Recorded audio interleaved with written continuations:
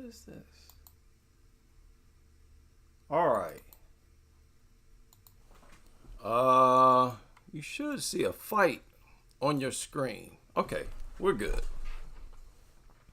I want to talk about Macy Barber. Talk about Macy Barber. Because I see some comments, I see people saying certain things. Talking about Macy as if she's a top flyweight. So I'm going to ask a simple question. Is she a top 5 flyweight? Anybody in the top 5 can get a title shot. If you're in the top 5, you're in the discussion for a title shot. Is Macy Barber that level of fighter? I'm going to say no. Now, I'm not salty that she won. I'm glad she won. I think Amanda Ribas is goofy. She's very goofy. She's too goofy. Amanda Ribas is too emotional. She's too impulsive for my comfort. Amanda Ribas is not so much of a thinker. She's more impulsive. You see her during her interviews, she'll be relaxed and then she'll be real excited. She'll go from totally relaxed to spazzing out in a split second. That's how her personality is. But she fights like that too. And when she gets started, she can't stop. She can't abandon a tirade and do something else. She has to complete her emotional tirade. So when you saw her get hurt in the second round, look at what she's doing in that moment. Amanda Ribas has no defensive construct at all. She has nothing that you could call a guard. She just has no sense of defense. And I've always thought that about Amanda Ribas. And that's not just Amanda Ribas. A lot of girls are like that. They have no sense of defense. When shots come their way, they just take it with their face. No defensive construct. But Macy has more of a defensive construct than Amanda Ribas. So I ain't mad at Macy Barber. You know, it's all about predictions. You know, I don't get mad when I get a prediction wrong. I just try to get the next prediction right. So I'm going to try to make some predictions now since she's in the top 10.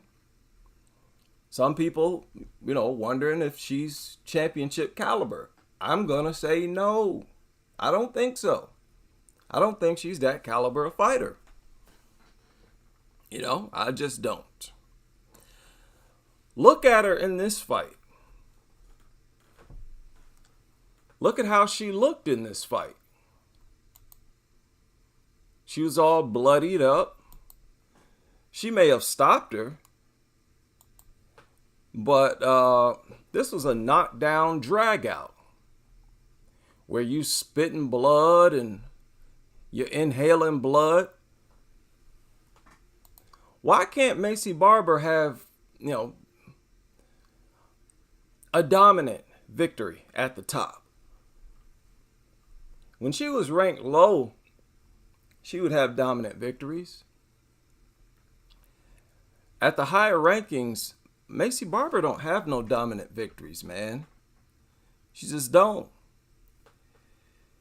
Now, Amanda Ribas, you don't necessarily have to get bloody fighting Amanda Ribas.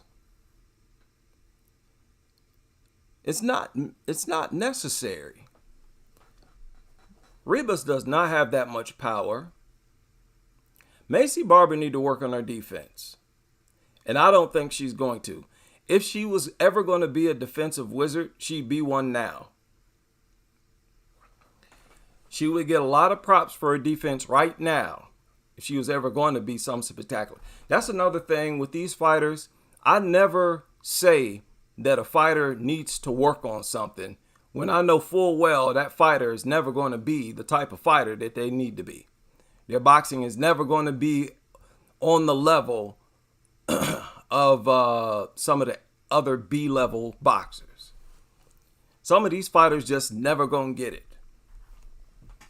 And really, all of them, very few fighters are able to make improvements and become a standout fighter. Even before Nunes made her improvements, she was a standout fighter. For the most part, if you're going to be a standout fighter, you come into the game as a standout fighter. It's not all about training and working on my improvements. Now, with this fight boiled down to Amanda Ribas not having no knockout power and Macy Barber realizing that she had knockout power and Amanda Ribas had none. That's basically what this fight was about. And I tell you, around the 4-minute mark of round number 2 is when Macy Barber really realized that Amanda Ribas has no power. She has no power. Macy Barber, I think, realized Amanda Ribas cannot knock her out. And Macy Barber realized, I can knock her out. She can't knock me out with these punches. If y'all watch this fight, around somewhere around the 4-minute mark, I think it's just before it, Amanda Ribas lands 2 clean counter strikes. They're clean shots. But you clearly see they didn't bother Macy Barber at all. Just watch the fight. You'll know which shots I'm talking about. And I think it was in that moment Macy Barber realized this girl can't hurt me, but I can hurt her. And that is when Amanda Ribas went into survival mode. At a certain point, Amanda Ribas realized that as well. Like, I can't hurt her, but she can hurt me.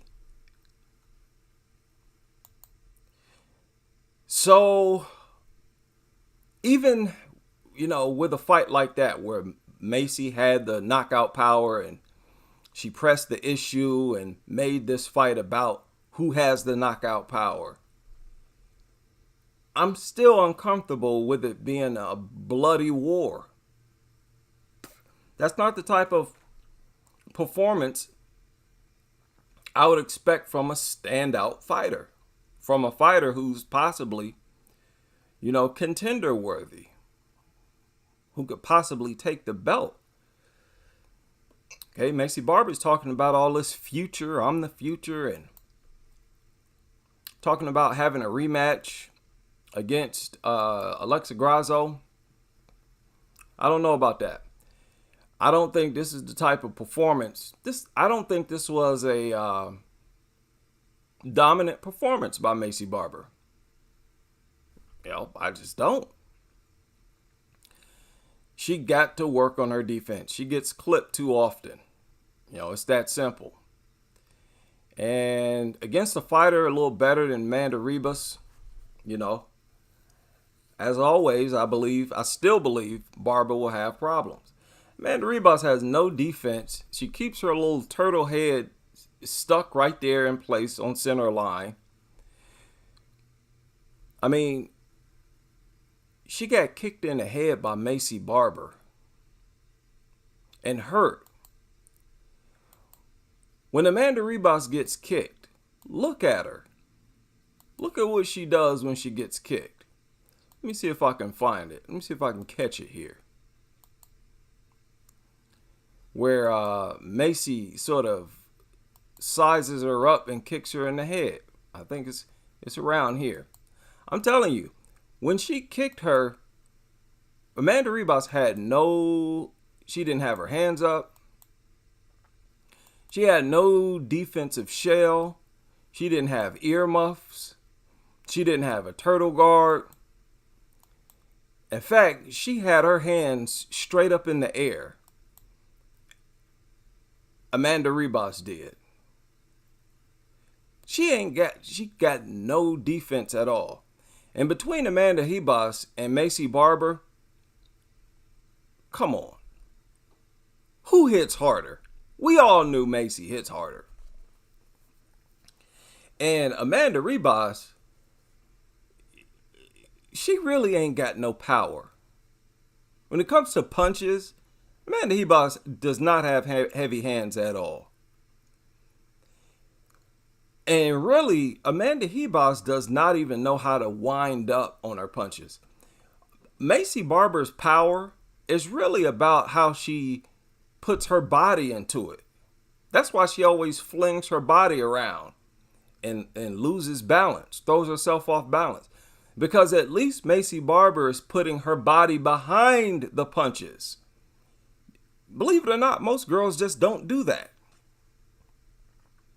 So it gives Maycee's punches more power. Whereas Amanda Ribas is just so awkward and flicked.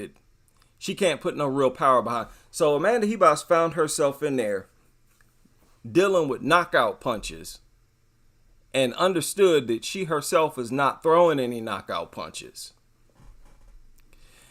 That will cause you to panic. That will put tremendous fear into your heart and mind. When you truly feel like your opponent is throwing knockout blows and you are not throwing knockout blows, that's the worst feeling in the world. You don't ever want to be in a position like that. You don't ever want to be in a position like that.